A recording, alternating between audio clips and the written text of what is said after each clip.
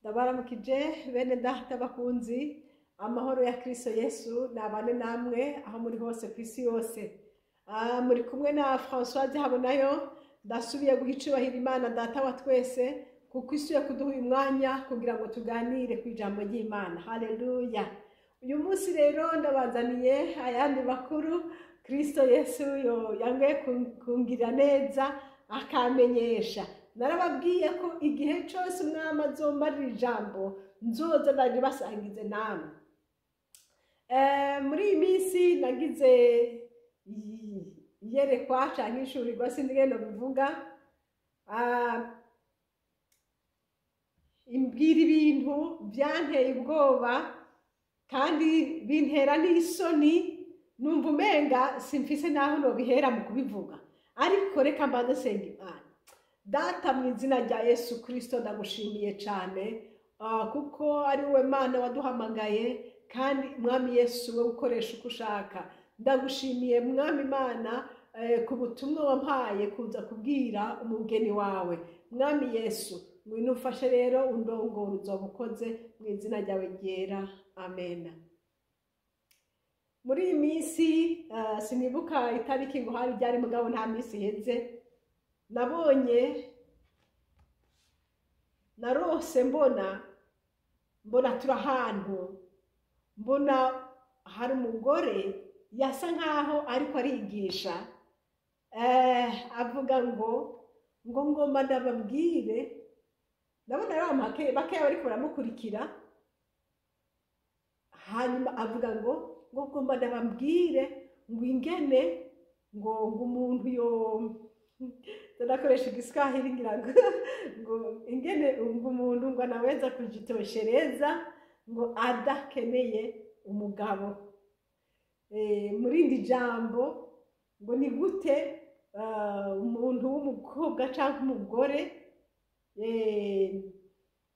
yo kwinezereza atabonanye n'umugabo. Sinzi ko nabivuze neza. Abubatse murabizi, umugabo n'umugore murabizi akamaro bamariraniye. Rero iyo mugore ariko aravuga ngo rero ngumviriza ngo nimuze ngo ndabereke ngo ingene muzohora mubigenza ngo mutabanje kurondera abagabo. Kandi mbona nyine ariko arababarira nyine rwose yuko ngo ibyo bintu ngo ari byiza cyane, ngo bimeze neza, ngo kandi ngo eka nanje nifata ku munani Yesu we, uyu muntu ariko aravuga ibiki koko? Rero kubera yuko Imana yari ishaka ko nja kubiraba kugira ngo uyu munsi nanje nje ndabikuzanire, mfashwa twari ikintu cyitwa curiosity cyane, ngo reka nje kuraba ibyo bintu. Ye baba we, mbona tugiye duca ahantu hasa nkaho umenga ni mu karembo, ugiye ahantu nyene mu kindi kibanza. Muri ako karembo mbona turi kumwe n'umuntu, uyo muntu rero sinamubona ngo ninde aho. Hanyuma mbona mfise ishuka rirerire rinininya, ishuka rinininya cane, kandi ndariravye iryo shuka ryasa nkaho umenga sinzi ngene umva nobivuga, umenga hariko ubucafu bwumiyeko mugabo mbega nkaho umenga tuvuge uraboneke washesheko nk'ibintu bikumirako, ariko bitaboneka ngo bisa gute, mugabo ukoze kukumva ko ari ibintu umenga byasese ko vyumirako. Mbona iyo shuka donc yari nini gose, mbona ndayikwega ndayiburura hasi, turi kumwe na nyamuntu. Hanyuma bene data ivy'iyo shuka biranyobera, sinashoka menya ngo mbega ibi bintu ni biki. Niho rero nashika muri ico kibanza, nsanga rero nkaho umenga nari ngiye mu ishure. Mbona hariho umugore yariko arigisha, n'uyundi mugore yari ahagaze ku muryango kugira ngo nyine azararaba binjira, canke naho azarabwira uwo muntu ati donc amufasha. Basa nk'abantu babiri bariko barakorana, ariko umwe niwe yariko aravuga. Hanyuma numva uwo rero yariko aravuga ngo ndaba mwese, ngo naba. Mbona turamuraba, tumuravye mbona agize ukuboko agize gutya, hanyuma aca acunya izi ntoke zindi asigarana urutoki rwo hagati gusa, nirwo rwari rusigaye ruravye hejuru. Nanka kubikora kuko hariho abantu babonye nabigize iyo sinye boca babona ko ari ibintu bibi. Rero urumva sinshatse kubigira, ariko muca mubibona. Avyerekanye rero gutyo, aca aravuga ngo mwabibonye, ngo gira gutya namwe. Nanje mbona ndungije ukuboko mugabo nkumva umenga natinya, nkumva umenga aho hantu ndi siho, nkumva umenga ngomba kwiruka ngo ndahave. Ariko nkivuga none mu kuhaca nabonye abantu bari bameze nk'abasoda bacungera ngaho kw'irembo, ninasohoka baca bamfata, ndagira gute. Ariko nkumva umenga ndahantu ntakwiriye kuba. Ariko Yesu nashimwe ko yagomba kunyigisha. Muri uyo mwanya hejeje kutwereka ibyo bintu uwo mugore, kandi bene data nasanze ari abakristo bariyo. Nico cantangaje, ndabye iruhande mbona na mwene data, mbona abandi bakristo nzi. Hanyuma honyine kubabona bica bimpa kwibaza, mugabo nca nibaza ngira ngo nabo bazanye na curiosity nkuko nanje naje kugira curiosity. Bene data bakunzi, ubwo rero mbona bisa nkaho umenga byo kuba mw'ishure biraheze, mbona umenga hose harabona, umenga ndashobora kubona ku misozi hariya. Hama nza mbona nk'abantu bariko barava ahantu ku musozi batonze umurongo cane, nabona abantu sinzi iyo bari bavuye, sinzi iyo baja, ariko numva bavuga ngo bwira umugeni ahunge, bwira umugeni ahunge, bwira umugeni ahunge. Nanje ndivuga muri je ngo umugeni ari hehe, cyangwa umugeni ahunga iki? Kurumva babivuga basemerera bari kure, jewe nkavyumva ndaho hantu narindi. Rero nciyumviriye gutyo, nabonye ibindi byakurikiye ibyo bintu by'abo bantu basemera ngo bwira uwo umugeni ahunge, bwira umugeni ahunge. Mbona birarenganye, mu nyuma mbona ibindi, mbona abandi bantu bariko baraja iyo babandi bavuye, mugabo sinamenya, mbona umugabo muremure cane w'ikigatanya, n'ibintu byari imbere y'umenga n'ubusho, ariko arashorera, ariko ntizari inka, sinzi, ngira ngo byari ibikoko, mugabo ntamenye ivyari ivyo. Inyuma yiwe mbona uwundi mugabo kandi wewe asa angana n'abandi, nataye abandi bagabo, mugabo asa nk'ukuze kandi yambaye inkofero mu mutwe. Ariko abo ntaco nababonye, ko nabonye gusa bariko baragenda iyo babandi bavuye.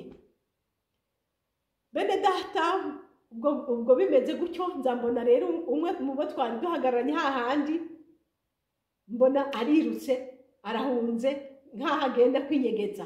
Nanje mbona ndirutse, na jewe ndiko ndarondera iyo ninyegeza. Bene data, nikanguye turi muri ivyo bintu turiko turinyegeza. Nikanguye mu gatondo avuga nti Mwami Yesu, ibi bintu nibiki koko? Mana yera, ibi bintu nyeretse nibiki?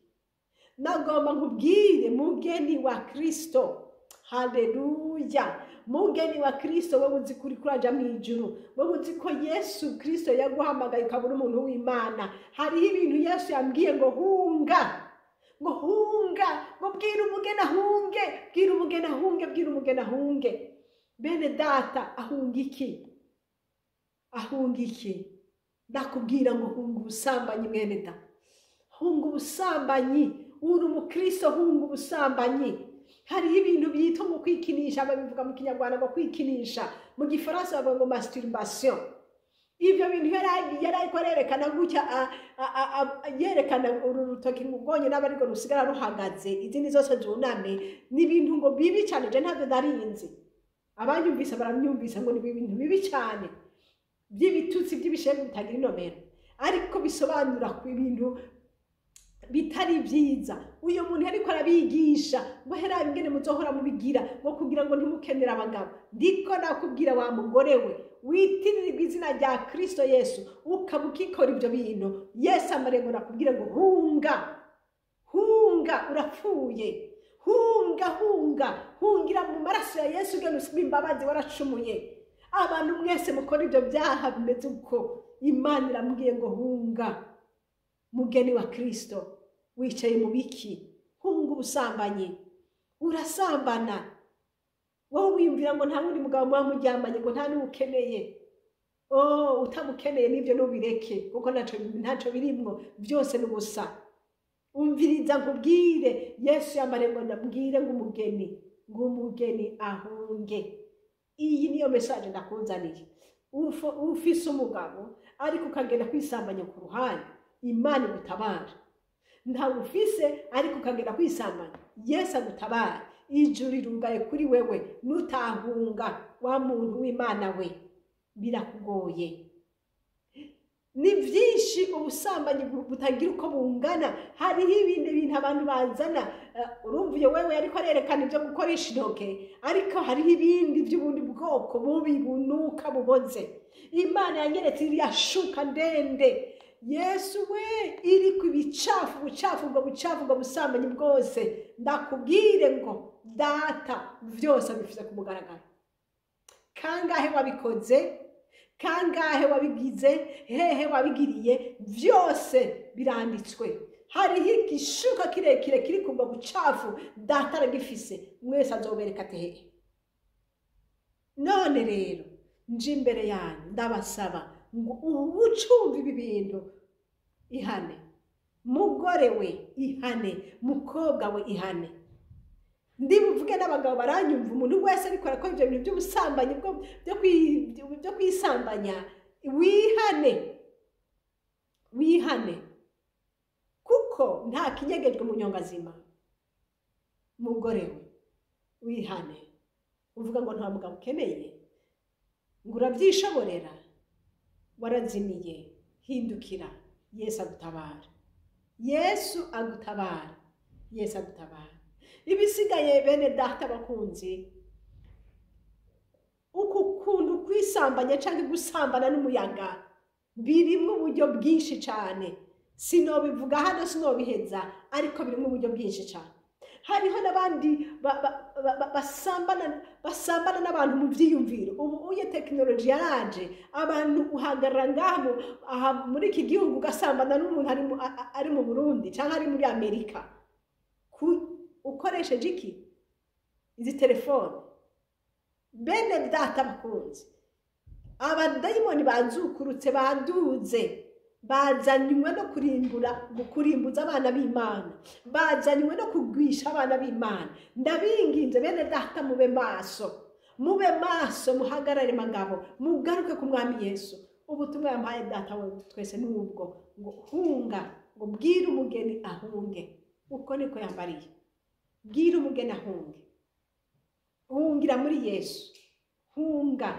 Satani yagusabye, abadayimoni bagusabye, ariko Yesu ariho ngo kugire neza. Yesu ariho ngo gutabara. Yesu ariho ngo bongere ugaruke mu nzira. Imana ibahezagire. Hunga, mugeni wa Kristo. Hunga udapfa. Hunga. Yesu nahabwa icubahiro. Niyo message ndabazaniye Umwami Imana yampaye.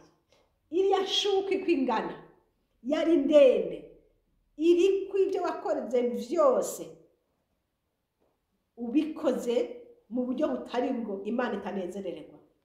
Rero nta kinyegejwe. Data agubwire neza. Mwari kumwe na Françoise Habonayo, kandi ishene turiko ni shene Habonayo.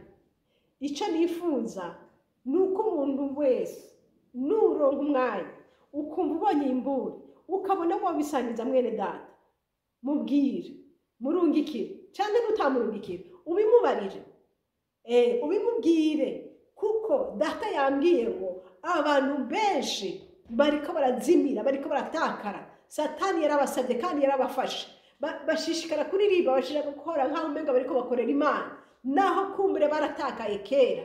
Yesu ambwiye ngo bwira umugeni ahunge, kuko nabonye umugeni ageramiwe. N'abo bantu bariko barumviza icyo nyigisho z'abo bagore, nabona ari abakristo. Nabona ari abakristo. Bene Data, Yesu aradukunda, ntashaka ko ari n'umwe yorimbuka, ariko ngomba ko twese uko tungana, haleluya, ko twese uko tungana twoshika mu bwami kwa Data. Imana y'ububasha ibahezagire. Reka dusenge. Data ndagushimiye kuko ushoboze kuvuga buno butumwa wanzaniye, ubutumwa wampaye ngo ngaburire bene data.